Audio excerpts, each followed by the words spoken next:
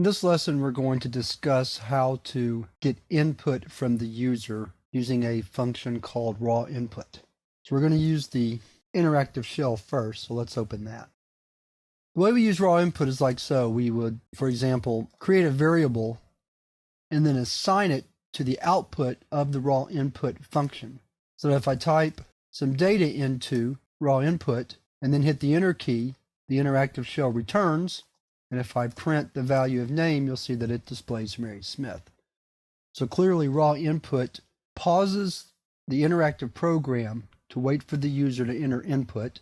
Once the user hits the enter key, then the input is sent from the function to the variable on the other side of the assignment statement. So string data is very simple to enter with raw input. You can enter one word or a whole sentence, for example. And again, it just keeps collecting input until I hit the enter key. Then it returns. And then whatever I've typed into the keyboard up into the enter key stroke is stored in sentence. We can also store numbers using raw input. But watch what happens when I type number times 2. It replicates the value stored in number rather than returning 200. That's because the output from raw input is string type. So if I want the data that raw input receives to be converted to a numeric type, I have to provide a function to do that. In this line, I have used the int conversion function to convert raw input's value to int from string.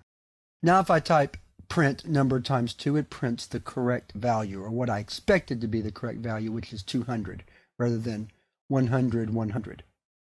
If I'm working with floating point values, I can use float as the conversion function instead, and it will retrieve the data and store it as a floating point number, so that I can then do floating point operations on it without worrying about losing any data. So those are the primary uses of raw input. Certainly in this course, we'll mostly be retrieving strings and numbers from the user using raw input. Let's look at one more example that's a script rather than just using the interactive shell. So we're going to start a script.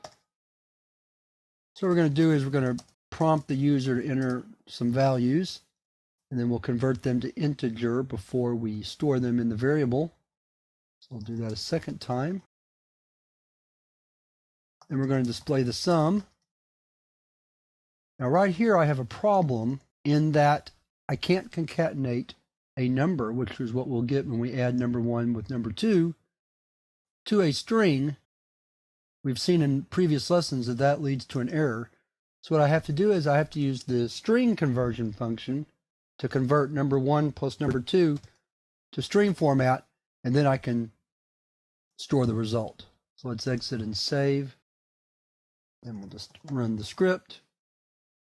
3 and 4 gives us 7. So that's how you use raw input to retrieve data from the user after they've typed it in at the keyboard.